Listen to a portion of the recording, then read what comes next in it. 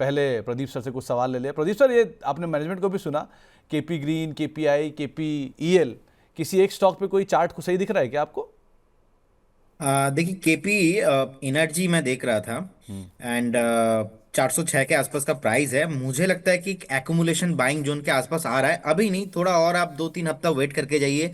जब भी आपको 385 से 370 के आसपास, 370 380 का वैल्यूएशन दिखे, आप बाई करके जाइए। मैनेजमेंट को भी मैं सीख रहा था। इनफैक्ट मैं तो बोलूंगा सर, आप जैसे कि आके बोलते हो कि प्रदीप सर सॉरी आपको थोड़ा ज़्यादा वेट करा दिया, मैं आपको रिप्ले देने के लिए रेडी भी था कि मैं तो सीख रहा था। जैसे ही सर बोल रहे थे मैं अलग अलग चार्ट, अलग अलग फंडामेंटल्स पढ़ रहा था, देख रहा था। इनफैक्ट मुझे लगता है कि 385 370 के आसपास का एक बार अच्छा खासा एक फेयर वैल्यूशन है। इस फेयर वैल्यूशंस में इन्वेस्टमेंट का अपॉर्चुनिटी ढूंढना चाहिए जी। ओके, चलिए अब जरा शुरुआत करते हैं सवाल जवाब के सिलसिले की। और अगर आपका भी कोई सवाल है, आप भी इस कार्यक्रम का हिस्सा बनना चाहते हैं, कोई भी सवाल पूछना चाहते हैं प्रदीप सर से, तो आप हमारे साथ जुड़ सकते हैं। माध्यम आपकी स्क्रीन पर है, 9311121874 ये हमारा व्हाट्सएप नंबर है, और money9query@tv9.com ये हमारा ईमेल आईडी है। इस पर भी आप सवाल हमसे पूछ सकते हैं। पहला सवाल जो हमारे पास आया है वो है नैटको फार्मा को लेकर। राणा जी का एक सवाल है। 820 रुपये के दाम पे खरीदारी है, और मेदांता 1320 रुपये के दाम पे खरीदारी है। क्या करना चाहिए इन दोनों में? देखिए नेटको फार्मा बेसिकली अभी 792 के आसपास चल रहा है, थोड़ा और नीचे आ सकता है 72, 722 तक, 722 735 एक रेंज है, सपोर्ट रेंज। इसके नीचे जाने पे खराब हो जाएगा, लेकिन उससे पहले 770 750 में हर एक मोड में मुझे लगता है कि आपको बाय ऑन डीप का रणनीति रखना चाहिए, और बाउंस बैक भी पॉसिबल है। तो ऐसा अभी भी चार्ट में खराब नहीं हुआ है, बिल्कुल बने रहिए, कोई प्रॉब्लम नहीं है। और मेदांता का चार्ट अभी ग्लोबल हेल्थ लिमिटेड, अभी मुझे लगता है कि अगर हम डेटा देखेंगे वीकली, एवरेज मूविंग प्राइस है ऑलमोस्ट 1144 के आसपास, अभी 1171 के आसपास चल रहा है। यहाँ से भी मुझे लगता है कि एक बार और 20-30 पॉइंट नीचे आ सकता है। 1140 इसके नीचे खराब हो जाएगा। इसके ऊपर जब तक है आप बने रहिए, प्रॉब्लम नहीं है। अजीत बैद साहब पूछ रहे हैं कि इनके पास शीला फोम के शेयर हैं 650 रुपए के दाम पे, और स्नोमैन के शेयर हैं 60 रुपए के दाम पे। सवाल ये कि इसमें क्या फर्दर और ऐड करें? आप क्या राय रखते हो? सर मुझे लगता है कि शीला फॉर्म अभी एक बार अवॉइड करना चाहिए, अभी बाय नहीं करना चाहिए। और किसी का भी अगर पोर्टफोलियो में है, थोड़ा सतर्क होकर आपको एक स्टॉप लॉस मेंटेन करना चाहिए 613, क्योंकि ये हमने देखा एक टॉप बनाया था 1900 के आसपास एंड अप्रैल 22 में। तो लास्ट सर ऑलमोस्ट 2-2.5 साल हो रहा है कंटिन्यूअसली एक डाउन ट्रेंड में है। तो प्राइमरी ट्रेंड, सेकेंडरी ट्रेंड दोनों डाउन ट्रेंड में है, डेली, वीकली एंड मंथली तीनों चार्ट में नेगेटिव ट्रेंड में है। इसीलिए यहाँ पे किसी को बाई नहीं करना। अगर किसी के पास है, पोर्टफोलियो में है, तो मुझे लगता है कि आप एक बार स्ट्रिक्टली स्टॉप लॉस 625 के आसपास मेंटेन कीजिए। कभी भी हिट होता है तो एक बार निकल जाइए। ठीक है। और सेकंड स्टॉक आपने बताया कौन सा? Snowman logistics. 46.19 के आसपास का भी प्राइस है। एक सैंडविच पैटर्न था ऑलमोस्ट 40 के आसपास, एंड 40 के आसपास सपोर्ट भी है। 40 का एक स्टॉप लॉस के साथ बने रहिए। उछाल में एग्जिट करने का सलाह होगा यहाँ पे। कभी भी आपको 53 55 मिले तो एक बार उछाल में बेचने का प्लान कीजिए।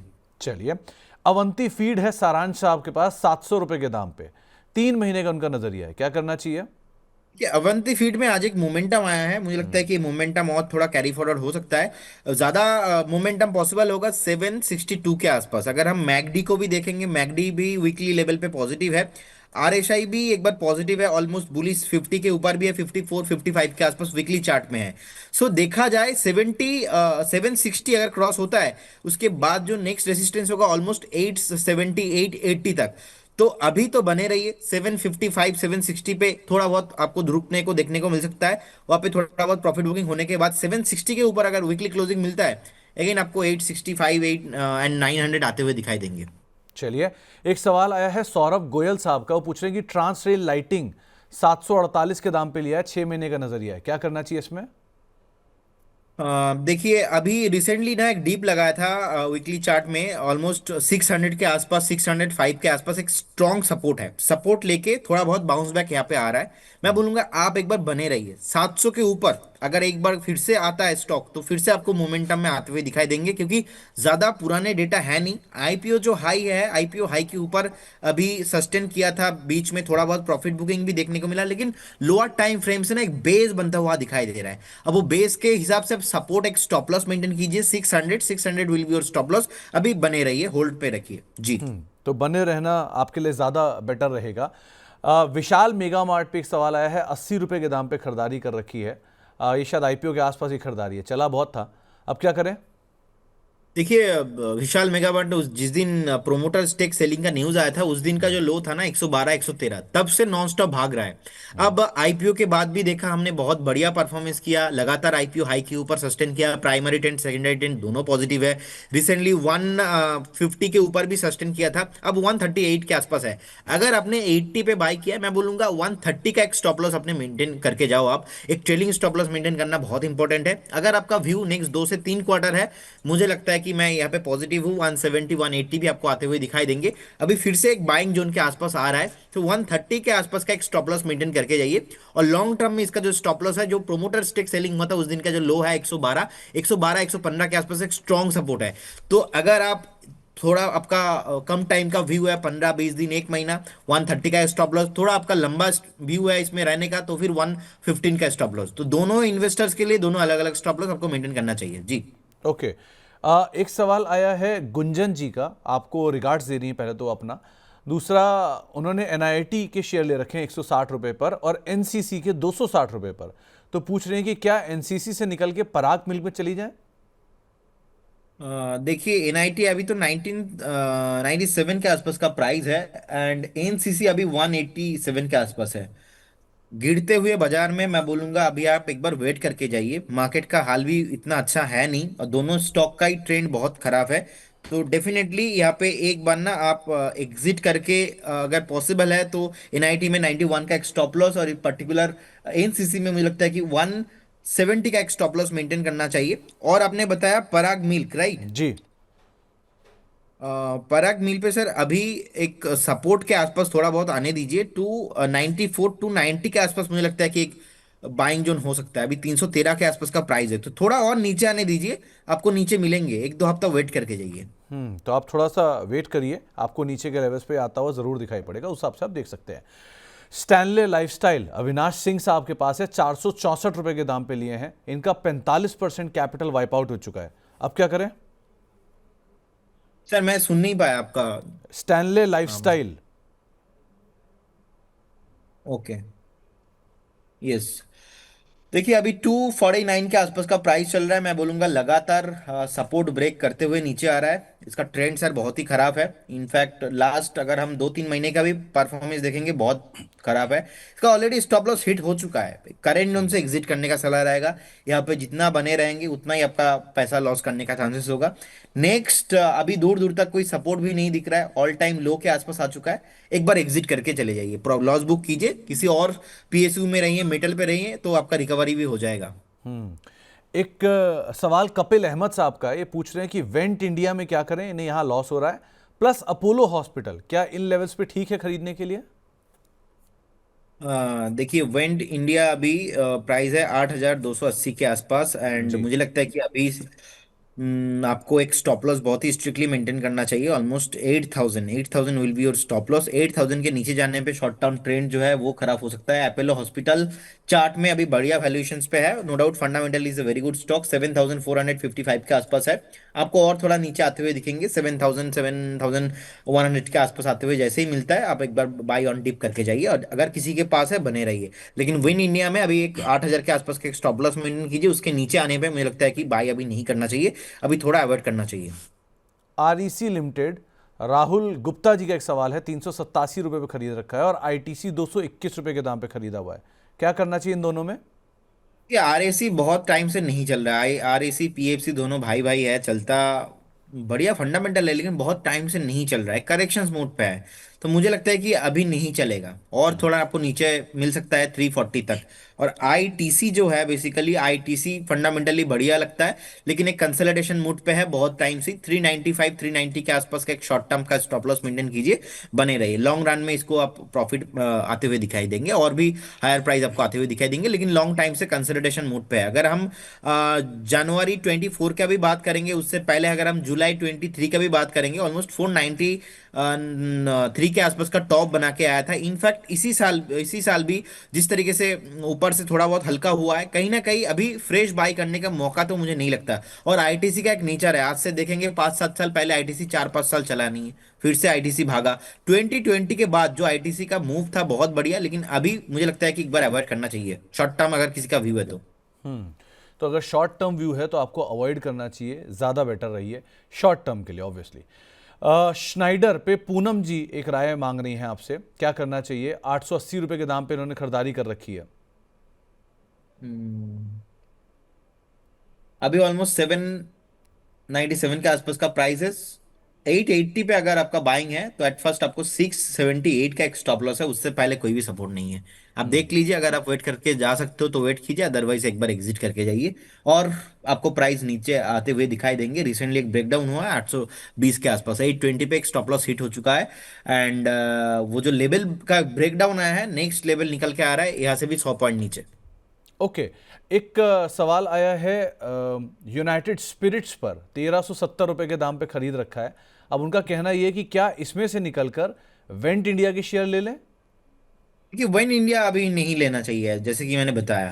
एंड यूनाइटेड स्पिरिट अभी आप ले सकते हो, वैल्यूएशंस ठीक ही है, और थोड़ा आपको नीचे मिलेगा। आपको 1430 का प्राइस अभी देखने को मिल रहा है, आपको 1380 1385 के आसपास भी प्राइस मिलेगा। उस टाइम पे आप एक बार एक्युमुलेशन करके जाइए जी। ठीक है। रिसेंटली हमने देखा था एक हफ्ता पहले का ही, जितने भी अल्कोहल काउंटर्स है, यूनाइटेड स्पिरिट, एबीडीएल, एसोसिएट अल्कोहल, सब में एक मूव था, थोड़ा बहुत सेलिंग प्रेशर देखने को मिला। वो ये बाइंग अपॉर्चुनिटी है लॉन्ग टर्म के लिए। तो मुझे लगता है कि पर्टिकुलर इस काउंटर में भी आपको 1380 का प्राइस, 1375 का प्राइस आते हुए दिखाई देंगे। उसमें आपको एकोमोलेशन करना है जब नीचे आएगा तब। ठीक है। एक सवाल है छत्तीसगढ़ से, जहां पर पारादीप फॉस्फेट के 196 रुपये के दाम पर शेयर खरीद रखे हैं। 1 साल का व्यू है, क्या करना चाहिए? देखिए, मिड कैप में, स्मॉल कैप में ना बहुत वॉलेटिलिटी है। इनफैक्ट फंडामेंटली मुझे बहुत ही बढ़िया लगता है, लेकिन टेक्निकली सपोर्ट नहीं कर रहा है। और मैं बोलूंगा, अगर ऐसे आपने कोई भी स्टॉक लिया है, स्पेसिफिक एक स्टॉप लॉस आप फॉलो करते जाइए। फंडामेंटल के आधार पे तो सही लग रहा है, लेकिन टेक्निकली एक सपोर्ट जो है, ब्रेकडाउन जो है इसमें, सपोर्ट नहीं लेके ब्रेकडाउन ऑलरेडी हो चुका है। 150 एक मैक्सिमम का स्टॉप लॉस, उसके नीचे आपको रहना नहीं चाहिए टेक्निकल के आधार पे देखा जाए तो। लेकिन फंडामेंटली साउंड अच्छा है। अब शॉर्ट टर्म में इतना भागा था, और मार्केट का भी अगर हम मोमेंटम देखेंगे तो थोड़ा बहुत हल्का हो रहा है। और ऐसे एक दो स्टॉक नहीं, बहुत सारे स्टॉक्स में, बजाज फिनांस जैसे स्टॉक, भारतीय एयरटेल जैसे स्टॉक, मल्टीपल स्टॉक आपको 10-11% अपने ऑल टाइम हाई से नीचे आते हुए दिखाई दे रहा है। तो पारादीप फॉस्फेट जैसे स्टॉक तो और भी नीचे आएगा। रिजल्ट भी अच्छा आया था, बढ़िया है। अभी मुझे लगता है कि 164 में ही, 165 में एक सपोर्ट था जो कि उसके नीचे ट्रेड हो रहा है। मैक्सिमम 150 तक वेट कीजिए, अगर उसके नीचे आता है तो ऐसा सोच ना रखिए कि नहीं कंपनी बढ़िया है और मेरे को रखना ही है, तो फिर आप लॉन्ग टर्म इन्वेस्टर बन जाएंगे। शॉर्ट टर्म में इसका जो ट्रेंड था वो खत्म हो चुका है। तो at first you have to very clear about that on your mind कि आप शॉर्ट टर्म के लिए बने हो या आप लॉन्ग टर्म के लिए आप इसको लेना चाहते हो। तो शॉर्ट टर्म के लिए लेना चाहते हो तो स्टॉप लॉस तो हिट नीचे आ गया तो एग्जिट करके जाइए। अगर लॉन्ग टर्म का व्यू है तो फिर बने रहिए इसमें जी। ओके। तो आप ट्रेडर हैं कि इन्वेस्टर हैं, बेसिकली यही समझाना चाह रहे हैं आपको प्रदीप जी। आप पहले वो समझिए, उसके हिसाब से यहाँ पे अपनी रणनीति आप बनाइएगा। एक सवाल आया है तमिलनाडु पेट्रो को लेके तनिष्क साहब का। इन्होंने 123 रुपये के दाम पे खरीद रखा है। अब ये इसे और होल्ड करें 1 हफ्ता या निकल जाए? कि एक हफ्ता होल्ड करने में कुछ होगा नहीं। अगर आपको 6-7 महीना होल्ड करना है तो फिर बने रहिए, क्योंकि ऑलरेडी एक मोमेंटम आया भी था, आज तो 11% नीचे है। मैं बोलूंगा एक बार ना 103 102 के आसपास का एक स्टॉप लॉस मेंटेन कीजिए। आज थोड़ा बहुत देखिए नीचे से रिकवरी भी आया है, 102 के आसपास का एक सपोर्ट है, 100 के आसपास का एक साइकोलॉजिकल लेवल भी है। तो अगर आपने अभी तक बेचा नहीं है तो आप 100 के आसपास का एक स्टॉप लॉस मेंटेन कीजिए। 2-1 दिन में देखिए थोड़ा बहुत मूव मिलता है, बाउंस बैक मिलता है, उस उछाल में एग्जिट करने का सलाह होगा। इसके अलावा खान नेहा जी का एक सवाल आया है, मॉस्चिप में वो क्या करें? 243 रुपए के दाम पे खरीदारी है, एक तरफा चला था, अब एक तरफा शांत हो रहा है, क्या किया जाए? सेमीकंडक्टर थीम है, बढ़िया कंपनी है, लेकिन प्राइस एक थोड़ा ऊपर महंगा था, नीचे हल्का हो रहा है। ओवरऑल 200 के नीचे ये खराब हो जाएगा। अगर ट्रेडर हो 215 का स्टॉप लॉस, इन्वेस्टर हो 200 के नीचे जाने पे आपको बेचना है। लेकिन उससे पहले ये जो थीम है, थीम मैं स्टडी कर रहा था आज से अभी आधा घंटा पहले। ये थीम का एक ग्रोथ रहने वाला है, क्योंकि गवर्नमेंट का नेक्स्ट फोकस्ड है। अब गवर्नमेंट का फोकस जो है, ऐसा नहीं कि वो प्राइस के साथ पर्टिकुलर कंपनी के साथ होगा। अब 280 से अभी 226 के आसपास का एक डिप लगाया है, एक नॉर्मल है कि मार्केट ऊपर से हल्का हो रहा है। मेरे को लगता है कि आप देख लीजिए, अगर आपको ज्यादा रिस्की लग रहा है, अगर आपको ज्यादा लॉस हो रहा है, तो आप एग्जिट करके जाइए। लेकिन नेक्स्ट 2 से 3 साल का व्यू से इसको मैं पॉजिटिवली देखता हूँ, और मुझे लगता है कि पर्टिकुलर इस स्पेस में ओवरऑल आपको 20 से 25% CAGR के साथ एक ग्रोथ हो सकता है। तो एक राय आपको दी गई है मॉस्चिप के रेफरेंस में, आप उसको भी अकॉर्डिंगली देख सकते हैं। वैभव यादव साहब जो कि हमारे मेंबर भी हैं, इनका सवाल आया है अदानी ग्रीन को लेकर। 954 रुपए के दाम पे इन्होंने खरीदारी कर रखी है, क्या इसमें और ऐड करना चाहिए? दूसरा NSDL 1309 रुपए के दाम पे खरीदारी है, क्या यहां पर भी ऐड करें? देखिए, बेसिकली अभी अदानी ग्रीन एनर्जी 1000, चलिए, एक 1045, ओके। अभी बने रहिए, कोई प्रॉब्लम नहीं। शॉर्ट टर्म में अच्छा खासा रिकवरी आया है, ये रिकवरी में आपको और हायर प्राइस में आते हुए दिखाई देंगे। बेचना एटलीस्ट है अदानी ग्रीन को 1650 1700 के ऊपर जाके बेचना है, अभी होल्ड करने का सलाह रहेगा। एनएसडीएल पे मुझे लगता नहीं कि अभी फ्रेश एंट्री किसी को लेना चाहिए। आपने 1300 के आसपास का बाइंग बताया, तो मुझे लगता है कि आपको एक स्टॉप लॉस शॉर्ट टर्म के लिए मेंटेन करना चाहिए था। लॉन्ग टर्म ट्रेंड पे मुझे लगता है कि चलेगा, लेकिन क्योंकि आईपीओ आने के बाद शॉर्ट टर्म में इतना ओवर प्राइस हो गया था, अगेन ये करेक्शंस में जाने वाला है। Maybe it will take 8 month 10 month लग सकता है। एक बार मुझे लगता है कि ये 850 900 फिर से आ सकता है। उग्रो कैपिटल में संजय सुनेजा साहब फंस गए हैं, उन्होंने इसमें खरीदारी कर रखी है, नंबर्स इस बारी के वीक भी आए थे, क्या करना चाहिए? देखिए, मुझे लगता है कि उग्रो कैपिटल बहुत टाइम से कंसोलिडेशन जोन में है, तो अभी किसी को तो फ्रेश एंट्री करना नहीं चाहिए। और जिनके पास है, आप स्ट्रिक्टली एक स्टॉप लॉस मेंटेन कीजिए 160 162 के आसपास। अगर इसके नीचे आता है तो कभी भी आपको एग्जिट करना चाहिए, और अभी अगर पॉसिबल है अभी भी आप एग्जिट करके जा सकते हो। I don't think particular company आपको ज़्यादा कुछ यहाँ से ग्रोथ पॉसिबल होगा, मैं चार्ट में नहीं देख पा रहा हूँ ऐसा। सो एक बार एग्जिट करना ही आपके लिए बेटर होगा। थोड़ा बहुत वेट करके भी जा सकते हो, कभी भी उछाल मिले उछाल में एग्जिट करने का प्लान सोचिए।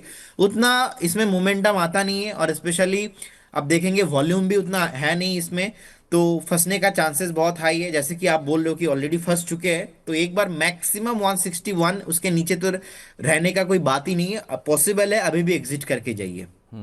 तो अभी भी आपको कोई भी तेजी मिले आप एग्जिट करिए, वही ज़्यादा बेटर रणनीति आपके लिए रहेगी। पार्थ पटेल साहब के पास आनंद राठी के शेयर हैं, वो शायद आईपीओ के लिए हैं 450 रुपये में।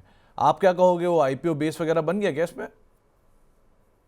देखिए, आईपीओ हाई एंड लगातार उसके ऊपर हायर हाई क्लोजिंग देते आ रहे हैं, बने रहिए जब तक आईपीओ हाई के ऊपर है। अगर किसी का रिसेंट बाइंग है उनके लिए एक स्टॉप लॉस मैं देना चाहूंगा ऑलमोस्ट 560 560। लेकिन अभी फ्रेश बाइंग जो नहीं रहेगा, क्योंकि लगातार लास्ट ऑलमोस्ट 4 5 दिन से भागते ऊपर आ चुका है। एक डीप मिलता है तो उस डीप में एक्यूमुलेशन करना चाहिए। हरदीप सिंह साहब पूछ रहे हैं कि वो केपीईएल में लंबी अवधि के लिए निवेश करना चाह रहे हैं, क्या निवेश करना चाहिए? अगर आपने अभी मैनेजमेंट को सुना है, और मुझे लगता है कि आपको एक फेयर वैल्यूएशंस ढूंढना चाहिए। जैसे कि नीचे आ रहा है एज पर द चार्ट, तो आपको 385 380 का प्राइस के लिए एक बार वेट करना चाहिए। अगर वहाँ पे आता है तो आपको 30 40% इन्वेस्ट करना चाहिए, बाकी का 30 40% आपको मैक्सिमम, मैं एक रेंज दे रहा हूँ 350 से 380, इस रेंज पे आपको जो है एक बार निवेश करना चाहिए। ऐसा नहीं कि 380 आया आपने पूरा पैसा डाल दिया। इसका टारगेट, जैसा कि मैंने भी मैनेजमेंट को सुना और थोड़ा बहुत फंडामेंटल स्टडी करने के बाद जो मुझे समझ में आ रहा है, और टेक्निकली भी जो लेवल है, अगर आपका 350 से 385 के आसपास का बाइंग होता है, देन आपको एग्जिट करने के बारे में सोचना चाहिए ऑलमोस्ट 520 से लेके 550 के आसपास। तो डेफिनेटली आप बाय करके जा सकते हो, लेकिन इमीडिएटली बाय करने का कोई इसमें लॉजिक है नहीं। अभी आप थोड़ा बहुत आपका वॉच लिस्ट पे ऐड करके रखिए, नीचे आता है तो फेयर वैल्यूएशंस के साथ बाय कीजिए जी। तो 380 385 के आसपास आप वहाँ पर ऐड करिए और टेक्निकली, और फिर अकॉर्डिंगली आप कॉल लीजिएगा। एक सवाल आया है, बीएससी में नई एंट्री करने की इच्छा रखी है सोनाली जी ने, कहाँ एंट्री करनी चाहिए? देखिए बीएसई में ना एंट्री करने का मौका अभी चला गया है, सच बताऊं तो 2050 2100 आज से एक महीना पहले भी प्राइस था। अब 2100 का प्राइस अभी 2700 2650 में मिल रहा है, तो मुझे तो महंगा लग रहा है शॉर्ट टर्म में। फिर से अगर कभी भी डीप में 2400 के आसपास मिलता है तब मुझे लगता है कि उनको एक्यूमुलेशन करना चाहिए। फ्रेश बाय अभी नहीं करना चाहिए। और अगर आपका ऐसा व्यू है कि नहीं मैं इस जोन पे ले लूंगा और 2 साल के लिए मुझे बने रहना है, तो भी आप अभी भी बाय करके जा सकते हो। मुझे लगता है कि बीएसए अगेन आपको 3000 एंड अबव बहुत जल्दी आते हुए दिखाई देंगे जी। अभिषेक अभिनव सिंह साहब पूछ रहे हैं कि एनएमडीसी है इनके पास 70 रुपए के दाम पे, क्या यहां से निकलकर हिंदुस्तान कॉपर में शिफ्ट कर जाएं? और दूसरा अदानी पावर 120 रुपए के दाम पे, यहां क्या करें? देखिए अब अदानी पावर में मैं बोलूंगा आपका व्यू थोड़ा लंबा रखिए, बने रहिए। आपको 240 250 भी आते हुए दिखाई देंगे। आपको 151 अभी दिखाई दे रहा है, एक डबल टॉप फॉर्मेशन हुआ। अगेन आपको 135 130 पॉसिबल है एक बार आ जाए, वहां से बाउंस बैक करके फिर से 2 3 क्वार्टर रिजल्ट देखने के बाद आपको 220 240 भी आते हुए दिखाई देंगे, बने रहिए। और सेकंड जो एनएमडीसी आपने बताया, एनएमडीसी में मुझे लगता है कि कुछ ज्यादा यहाँ पे पॉसिबिलिटीज लग नहीं पा रहा है। आपको 70 के आसपास का एक स्टॉप लॉस मेंटेन कीजिए और बने रहिए। हिंदुस्तान कॉपर में देखिए, हिंदुस्तान कॉपर में रिसेंटली ना 320 तक नीचे आया था, तो शॉर्ट टर्म का लिए तो प्रॉफिट ऑलरेडी जो है बुकिंग होने के बाद फिर से एक रैली देखने को मिल रहा है। एक बार ना आपको 355 का जो जोन है वो जैसे ब्रेक होगा, अगेन आपको 390 400 का प्राइस आते हुए दिखाई देंगे। लेकिन एज ए इन्वेस्टमेंट मुझे लगता नहीं कि अभी इन्वेस्टमेंट करना चाहिए। अगर आपको इन्वेस्ट करना है आप वेदांता में करके जा सकते हो। वेदांता एक अच्छा खासा मुझे लगता है कि वैल्यूएशंस के आसपास है और ब्रेकआउट जोन के आसपास है। वेदांता चलेगा अभी। तो अभी आप हिंदुस्तान कॉपर को अवॉइड करके जाइए थोड़ा बहुत जी। ओके, एक सवाल केपीआईटी टेक को लेकर आया है ईशु कुमार जी का, करना क्या चाहिए इसमें?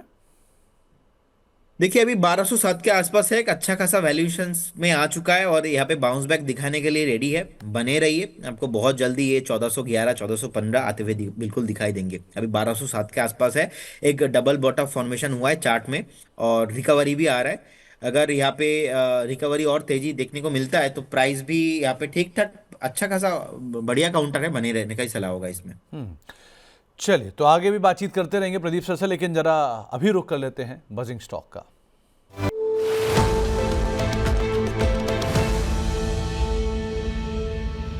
प्रदीप सर, अभी कुछ ही देर में हमारे साथ एक और मैनेजमेंट ही मौजूद होगी आईपीओ पे, तो उन पर तो हम बातचीत करेंगे ही। और क्योंकि आप आईपीओ ट्रैक नहीं करते, तो इसीलिए मैं चुन चुन के आपसे पहले लेना चाहूँगा। बताइए आज आपने क्या चुना?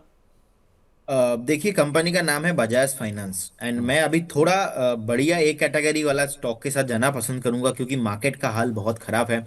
और बजाज फाइनेंस अभी महंगा नहीं है, 1002 के आसपास का प्राइस है। ऑलमोस्ट 7.5 टका नीचे अभी चल रहा है। मेरे को लगता है कि बजाज फाइनेंस आपको बाय करना चाहिए, लेकिन करेंट जोन से नहीं, लेवल रहेगा ऑलमोस्ट 970 से लेके 985, 970 से लेके 985, इस रेंज पे आप एक बार बाय करके जाइए। इस केस में आपका जो स्टॉप लॉस होगा almost 925, 925 will be your stop loss.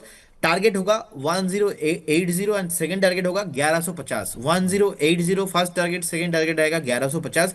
View रखना है आपको 6 to 8 मंथ्स, 6 to 8 मंथ के लिए आप बजाज फाइनेंस को बाय करके जा सकते हो जी। तो लार्ज कैप बजाज फाइनेंस को आप खरीदारी कर सकते हैं। आज की गिरावट को एक खरीदारी के मौके के तौर पे देखिएगा, और अच्छी कंपनी है, अच्छे दाम पर अवेलेबल है, आप उस हिसाब से इसके ऊपर नज़र रखिएगा। प्रदीप सर, कार्यक्रम में शामिल हुए, बहुत बहुत शुक्रिया। जाने से पहले कोई disclaimer? Thank you Sumit ji, आपको एंड सारे व्यूअर्स को। Investment in securities market subject to market risk. जितने भी स्टॉक्स को लेके मैंने बात किया, कोई भी स्टॉक्स पे मेरा या हमारे कंपनी का कोई भी पोजीशन नहीं है, no conflict of interest. Stock market पे कुछ भी गारंटी नहीं होता, पास्ट परफॉर्मेंस फ्यूचर में नहीं होता। जब भी आप इन्वेस्टमेंट कीजिए, कहीं आपका जो पर्सनल फाइनेंशियल एडवाइजर, उनसे सलाह लीजिए and खुद भी एक बार स्टडी कीजिए। बहुत बहुत धन्यवाद, thank you so much. Thank you Pradeep ji, हमारे साथ जुड़ने के लिए, कार्यक्रम का हिस्सा बनने के लिए और सभी शेयरों पर हमसे चर्चा करने के लिए।